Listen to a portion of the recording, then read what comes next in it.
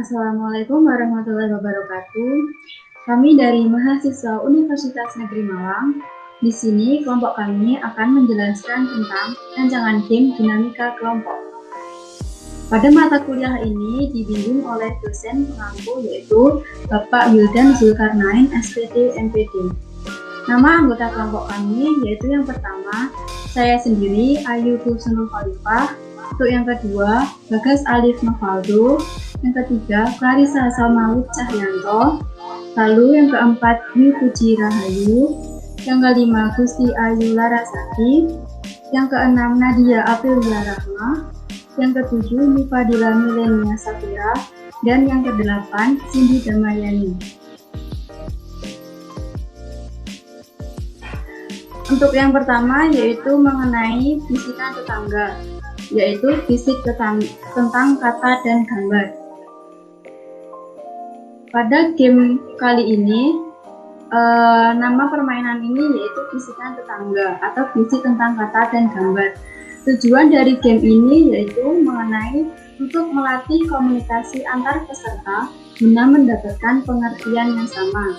Lalu dalam permainan ini juga terdapat tujuan khusus, yaitu yang pertama melatih komunikasi antar anggota, melatih kemampuan dan menyimak dalam menyimak, kemudian yang ketiga belajar bekerja sama dalam suatu pekerjaan, yang keempat memupuk jiwa persaingan yang sehat, lalu yang kelima melatih kefasihan dalam berbahasa, dan yang keenam melatih kekompakan antar anggota. Dalam permainan ini waktu yang dibutuhkan yaitu kurang lebih 90 menit. Serta jumlah peserta yang dapat mengikuti permainan ini terdiri dari 10 sampai 20 orang. Dan properti yang dibutuhkan yaitu yang pertama 3 buah kertas yang bertuliskan kata-kata. Nah, tulisan kata-kata ini sudah dibuatkan oleh fasilitator game. Kemudian 8 buah kertas bergambar, 3 buah pita dengan warna yang berbeda, 1 buah gunting untuk memotong pita, hadiah yang telah dibungkus dengan kertas kado, musik yang diputar saat permainan, dan handphone yang digunakan untuk merekam. Selanjutnya materi akan dijelaskan oleh Bagas. Silahkan untuk Bagas menjelaskan materi.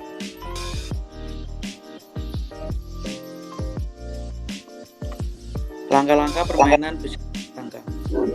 Instruktur menginstruksikan bahwa peserta dibagi menjadi 3 kelompok dengan cara berhitung. Lalu instruktur memberikan penjelasan tentang prosedur dan peraturan permainan. Kemudian, instruktur memasangkan pita pada peserta sebagai penanda tiap kelompok. Instruktur menginstruksikan peserta untuk berbaris sesuai dengan kelompok. Lalu permainan akan dimulai dan penentuan pemenang dan pemberian hadiah akan dilakukan setelahnya.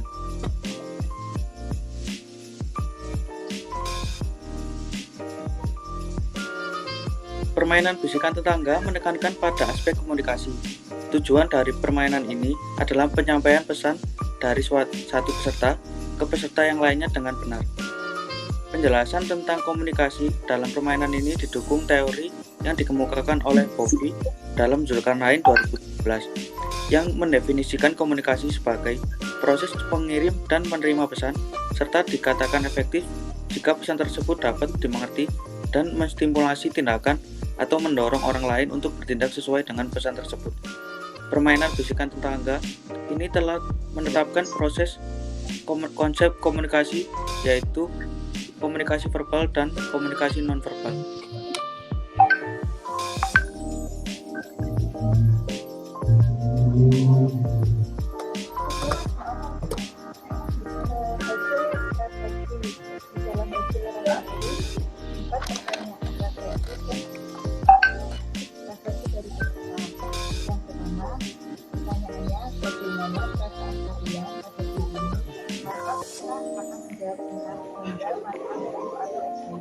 Yang kedua, strategi apa yang dilakukan sehingga kalian bisa nanti kita bisa menjawab dengan memberikan konsentrasi tentang kesulitan apa yang kalian alami dalam permainan ini? Maka berikut dapat menjawab dengan tidak falsafah kata atau kurangnya konsentrasi.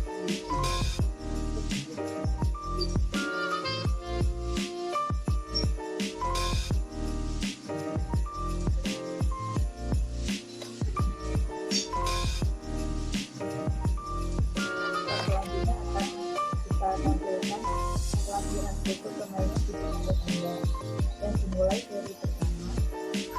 Pertama tadi akan memberikan sebuah catatan untuk yang di barisan paling depan akan membuktikan kepada barisan di belakangnya sampai akhir. Nanti pesan yang disampaikan harus sama antara yang di depan dan yang di akhir.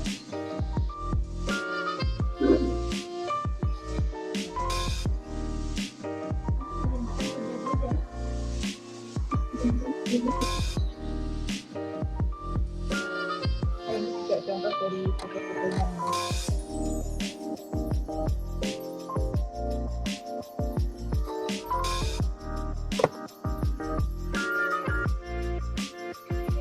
Selanjutnya adalah analisis kelebihan dan kelemahan dalam permainan bisikan tetangga ini. Di antaranya kelebihan adalah telah menerapkan komunikasi verbal, yaitu pada permainan tebak kata, dan komunikasi non-verbal pada permainan tebak gambar. Kemudian telah menerapkan model komunikasi linear. Hal ini dapat dilihat dari sumber pesan yang hanya berasal dari fasilitator dan harus diteruskan kepada peserta secara searah. Sementara kelemahannya adalah permainan bisikan tetangga ini belum memenuhi unsur atau komponen dasar komunikasi efektif, karena dalam permainan hanya terdapat pengirim pesan, saluran ataupun media, dan penerima pesan. Belum terdapat satu unsur yaitu feedback ataupun balikan. Kemudian permainan bisikan tetangga ini belum menerapkan media komunikasi yaitu rapat. Kelebihan selanjutnya adalah telah menerapkan jaringan komunikasi hubungan seri, yaitu satu peserta hanya mempunyai hubungan dengan satu peserta yang lain yang berdekatan. Kemudian telah menerapkan teknik komunikasi kepercayaan. Hal ini dapat dilihat dari peserta yang langsung mengikuti kata-kata dari fasilitator tanpa memberikan suatu pertanyaan ataupun bantahan. Permainan ini juga menggunakan komunikasi nonverbal. Hal ini terlihat pada game kedua, peserta diarahkan untuk menyampaikan pesan dengan menggunakan bahasa tubuh yang diperagakan sesuai dengan clue yang didapatkan oleh ketua kelompok.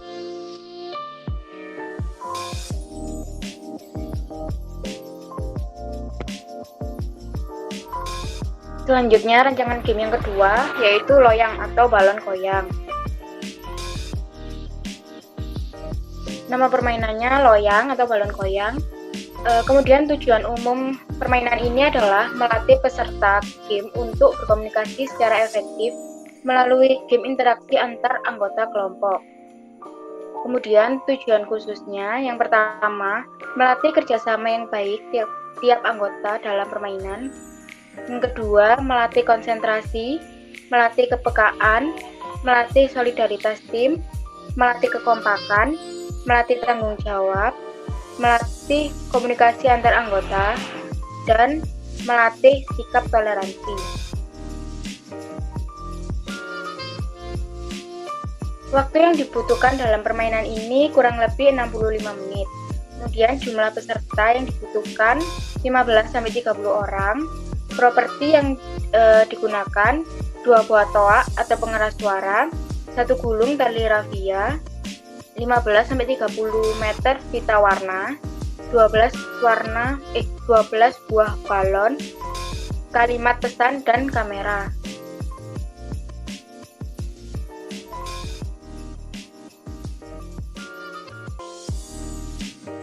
Kemudian selanjutnya yaitu prosedur atau langkah-langkah permainan. Yang pertama ada instruktur memberikan salam pembuka, yang kedua itu instruktur melakukan pembagian kelompok menggunakan media permen yang beda merek, yang ketiga itu peserta berkumpul dengan anggota kelompoknya, yang keempat Sebelum permainan dimulai, setiap kelompok menampilkan yel-yel, dan kelima, fasilitator memberi arahan peserta untuk kembali ke area game. Selanjutnya pembagian pita untuk membedakan kelompok 1, 2, dan 3. Instruktur memberikan penjelasan tentang prosedur permainan dan langkah permainan. Fasilitator mengarahkan peserta untuk menempati area game. Fasilitator memberikan balon kepada peserta yang pertama. Fasilitator memberikan pesan kalimat kepada peserta pertama dan peserta diberikan waktu untuk menghafal pesan dan fasilitator memulai permainan.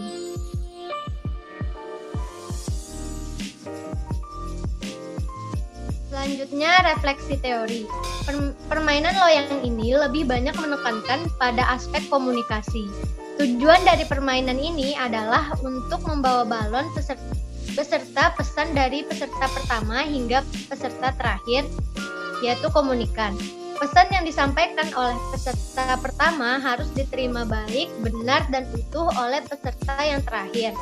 Menurut pendapat Buff, dalam Zulkarnain tahun 2017 halaman 62, komunikasi sebagai proses mengirim dan menerima pesan serta dikatakan efektif jika pesan tersebut dapat dimengerti dan menstimulasi tindakan atau mendorong orang lain untuk bertindak sesuai dengan pesan tersebut.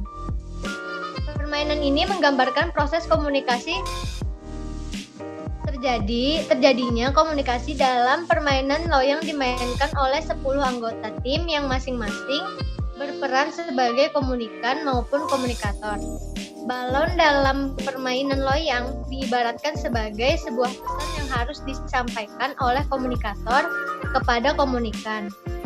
Komunikator menggunakan panca indera sebagai media penyampaian pesan yang lebih dikenal dengan istilah getok tular atau dari mulut ke mulut. Dalam permainan loyang, hal yang menjadi feedback ataupun umpan balik adalah jawaban dari pemain terakhir.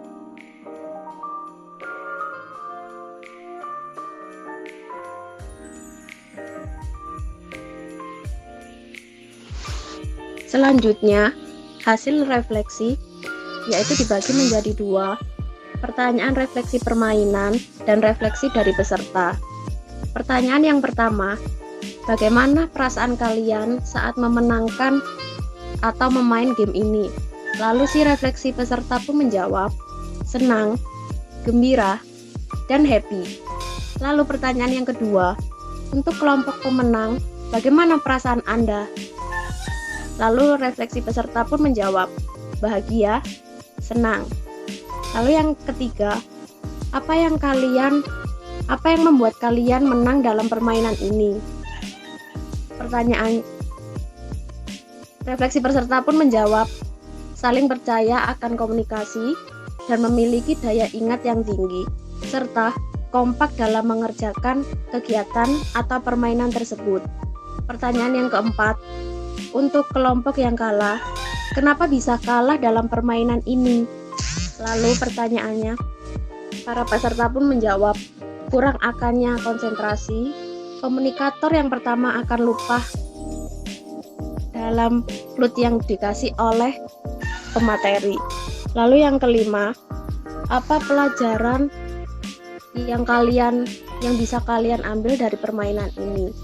Lalu refleksi peserta pun menjawab, meningkatkan daya ingat dan saling berkonsentrasi, serta antara anggota itu bisa.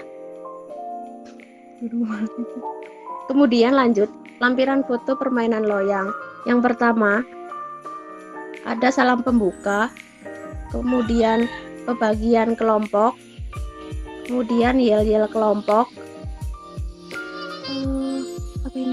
memberikan materi, kemudian pembagian pita untuk membedakan kelompok 1, 2, dan 3.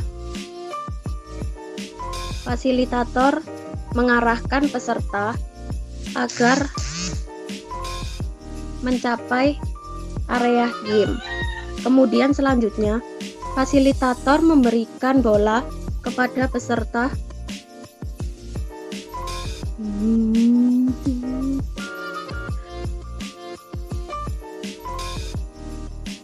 Peserta diberi wadah untuk menghafal pesan.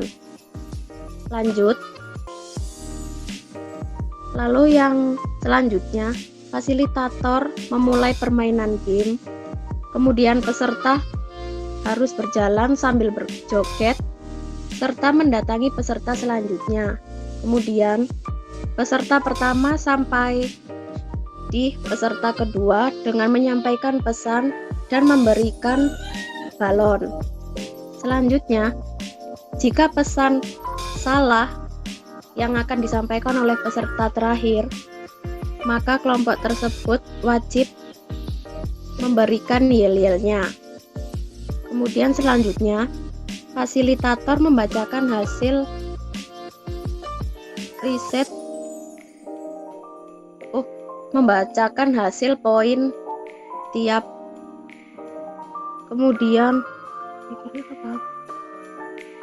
Kemudian hafal. Kemudian yang terakhir adalah tim yang menang.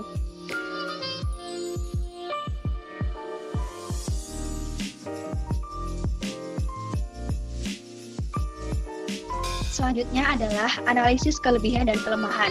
Kelebihannya sudah menerapkan konsep komunikasi, yaitu peserta memberitahukan atau mengirim pesan ke peserta lain dalam satu kelompok untuk dapat dimengerti dan dipahami.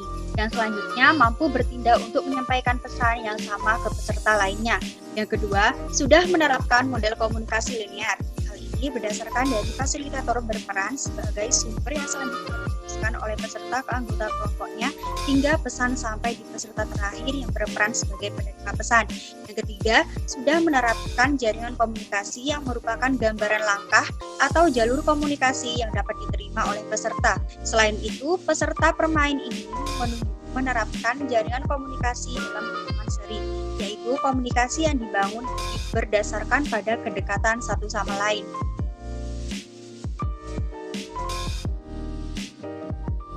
Selanjutnya, sudah menerapkan teknik komunikasi dalam bentuk teknik kepercayaan.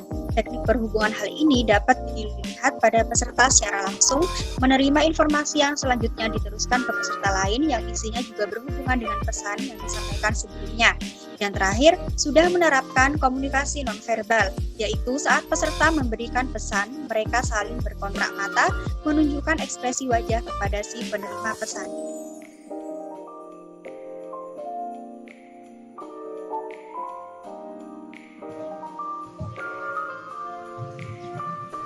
Kemudian selanjutnya mengenai kelemahan. Kelemahan dari permainan balon goyang ini yaitu yang pertama, belum memenuhi pada unsur komunikasi efektif. Hal ini dapat dilihat pada saat permainan dijalankan oleh setiap peserta terlihat sangat terburu-buru dalam menyampaikan pesan, sehingga saat memberikan pesan ke peserta lainnya, informasi yang diberikan kurang jelas, sehingga sulit untuk dipahami oleh penerima pesan.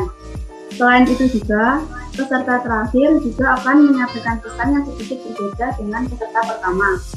Kemudian, kelemahan yang terakhir yaitu permainan ini belum menerapkan unsur media komunikasi. Karena dalam permainan ini tidak ada kegiatan rapat, hanya melakukan penyampaian pesan secara bergilir.